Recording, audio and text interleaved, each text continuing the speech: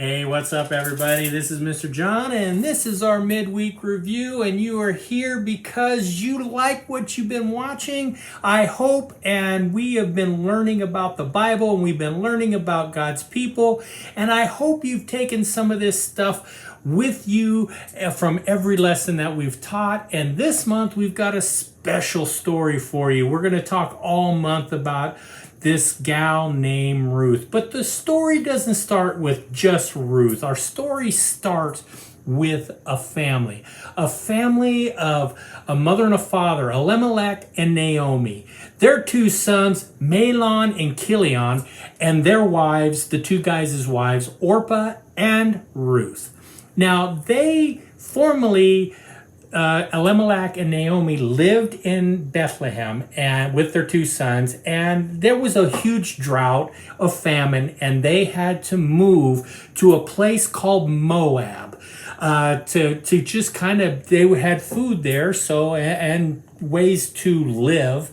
So they had to go from Bethlehem to Moab, where the two boys meet their potential wives, Orpah and Ruth. Well, along the way, some tragedy hits the family. Elimelech dies, leaving Naomi a widow. And shortly after that, both sons pass away as well, leaving Orpah and Ruth widows as well. Well, we kind of see how people react in huge times of grief. Naomi does not handle the grief well. She immediately, this is not a bad thing. She immediately wants to go back to Bethlehem, but she kind of gets into this grief-stricken pity party thing, woe is me type of thing. As she decides to go back to Bethlehem, both Orpah and Ruth decide they're going to go and honor their mother, who, Naomi would be now their mother-in-law.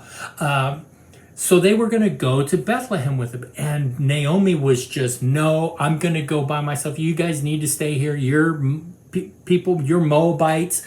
You need to stay with your people, and you just need to stay here.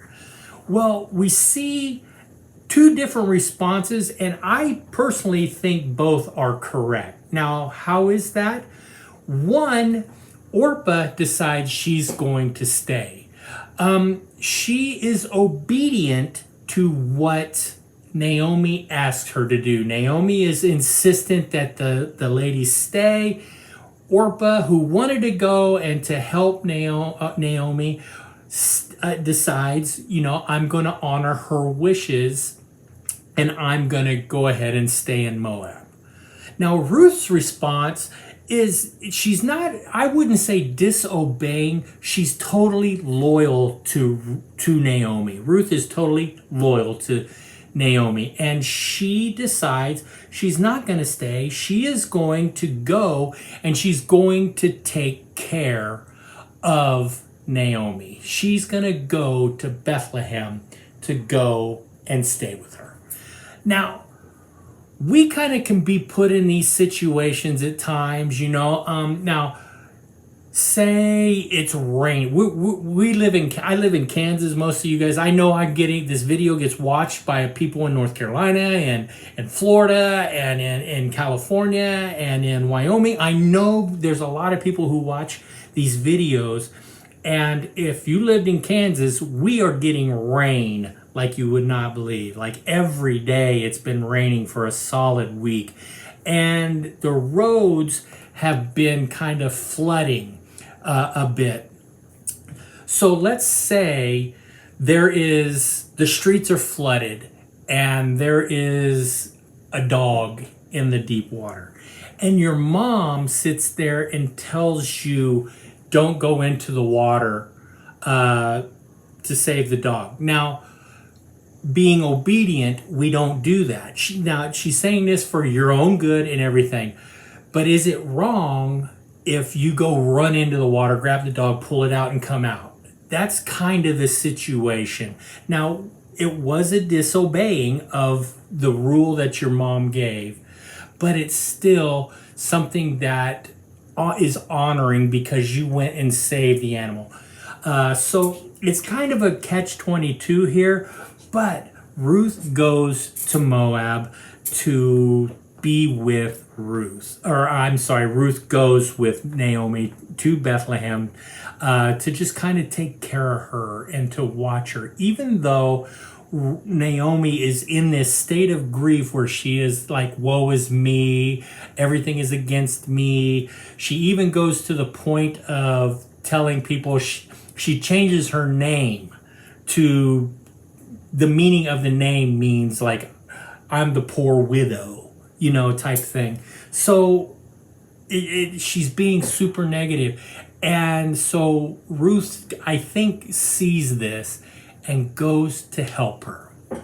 So guys, I think the kind of the lesson of this story is, hey, listen, there are some bad things that are going to happen to us throughout our life. How do we react to them? Do we go into this nature of being, woe is me, poor me, everybody's against me, I don't like what's going on? Or do we kind of sit there and be obedient to what's going on and saying, hey, I'm going to honor her wishes? Or do we do what Ruth did and say, listen, I'm going to be loyal to you, Naomi. I know you're struggling in this right now, and I want to help you through this thing that's going on. I want to be there for you. We're family, right?